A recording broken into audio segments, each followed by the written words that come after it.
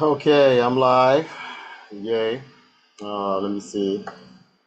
Still trying to get a few things together here, but I wanted to be able to jump on a little bit early uh, this week.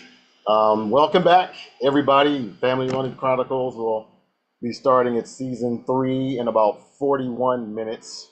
But again, I wanted to be able to jump on a little bit earlier because there's a few things that I wanted to make sure were highlighted and recorded along with this particular presentation. Initially, we had planned on doing a live podcast with various guests, but a lot of people still have not made it back from vacation. And unfortunately, there's been several members of my team, including myself, who have suffered family losses in the past month. So we decided to go ahead and push that back about another month before we do the actual live podcast. Got a nice little spot in Carson, California, that I'm really looking forward to being able to take advantage of. Some of the people that we've met over the summer have been really phenomenal. Some of the markets and some of the various community leaders we got to work with has been really great, and I'm grateful to God that being able to put us in front of some really really sharp people to be able to help us make sure that our community continues to get financially educated. But with so much happening over the past several months, I don't know how much you guys know about my situation, but I live in the city of Paramount, and Paramount is one of the cities, for lack of a better term, that was invaded by this current administration. So a lot of our residents to this day are still up in arms and terrified. The challenges that we have in this country is pretty distinct, and one of the things that I wanted to do this season, we're continue to educate financially, talk about your life insurance, talk about your retirement plan, talk about your annuities, rollovers, talking about compounding interest, talking about different financial strategies, talking about making sure that you're prepared with your health insurance, car insurance, whatever, we want to be able to cover all topics so people can feel comfortable with whatever decisions that they're making. And again, this is an opportunity for us to all come together and, bring all our collective knowledge into one forum so we can help, make things better and easier for people who need the information. Because the information is out there. We just got to do a better job of getting that information, but not only getting that information, but making sure we apply what we've learned. And a couple of things. Let me see if I can get share my screen real quick. A couple of things that has been going on in the country. It's kind of like a movie script, if you would. We literally have the entire script of what's going on that was actually given to us by this current administration. And for lack of a better term, when you've been warned about what's going to happen and you don't prepare yourself accordingly, whose fault is it really? And that's not really a fair statement because there's so much going on and there's so much misinformation and so many distractions out there that people really can't say that they have a clue, you know. And I really want to talk about a lot of things tonight. Tonight's discussion for Family Money Chronicles is really talking about the cost of loss. Again, many members of my team, and including myself, we've lost family members, we lost loved ones, and there are others who have family members and loved ones who are currently stricken with various health challenges that could jeopardize their mortality, their current mortality.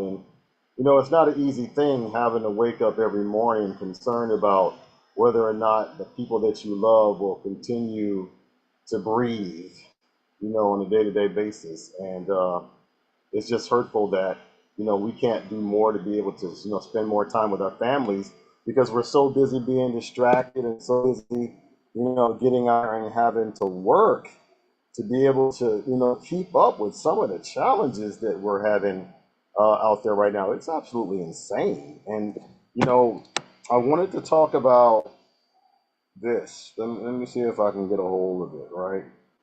So I hope it came up. So this right here, I, I I'm really disappointed that this country has gotten itself into a situation where one of the worst people, worst puppets alive, has a position to be able to do some of the things to this country, particularly people that look like me, and I want this 2025 presidential transition project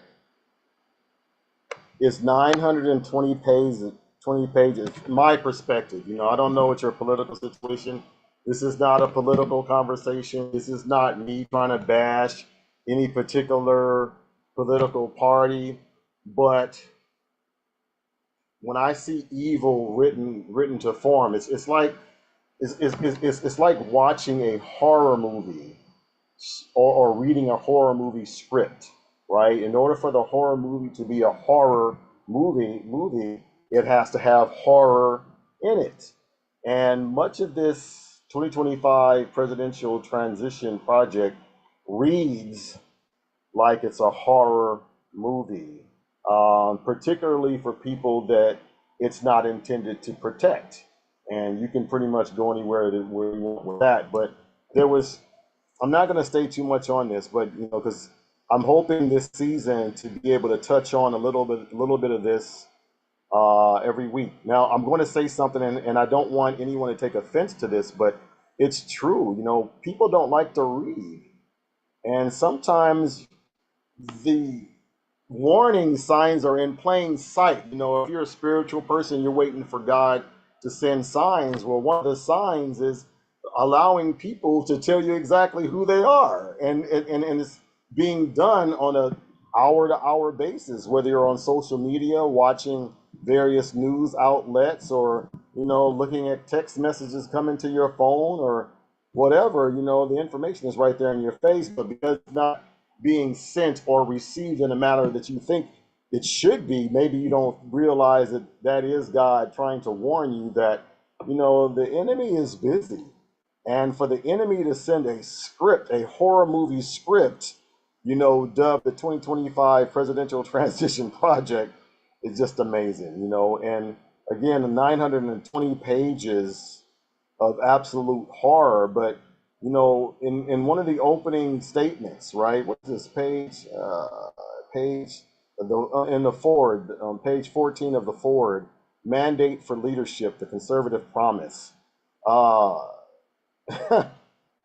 highlighted it requires the collective action of our movement, the Conservative Party, with the quickening approach of January 2025. We have 2 years and one chance to get it right. So, how I read that, and you might have heard this from social media outlets, you might have heard this from various news organizations, but how I read that is they knew this was going to be wildly unpopular, even within their own base, right? When I read it requires the collective action of our movement with the quickening approach of January 2025, we have 2 years. Why 2 years? The reason why 2 years is important in this from this statement is 2 years means the next midterm is 2 years after they implement some of these policies, and they know that they're going to be so wildly unpopular that they're going to lose, not only lose their base, but they're going to lose many votes, many seats in the House and the Senate, and possibly some gubernatorial races as well. But the way that they've written some of these policies, and they're writing some of these policies, is even if they do lose the so-called power structure, many of the benefits of this, if there are any, will occur during Republican rule. For example, is going to happen while Trump is in office, and anything that's bad is going to be activated when they expect Democrats to be in office, and so they know that, or they suspect that the so-called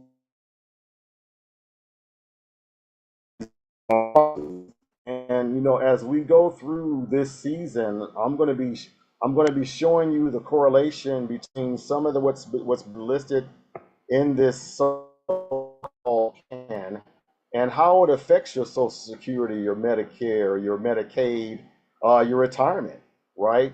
Some of the financial challenges that you're facing, it's not always attributed to inflation. Sometimes it's just they just cutting programs. I have a charity that I really love called Black Infant Health. I think many of you might have seen it, and they're facing some funding challenges because of some of the cuts that's been national cuts that's been made. And now you understand with California,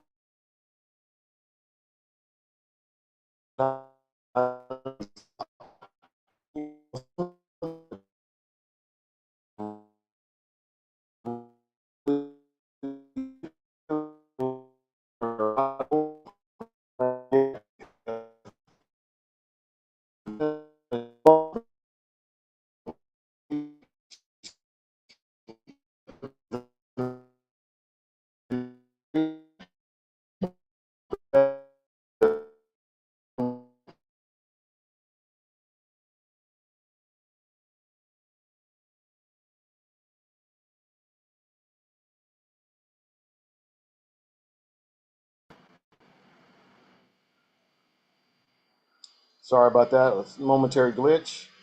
Again, it says our goal is to assemble an army of aligned,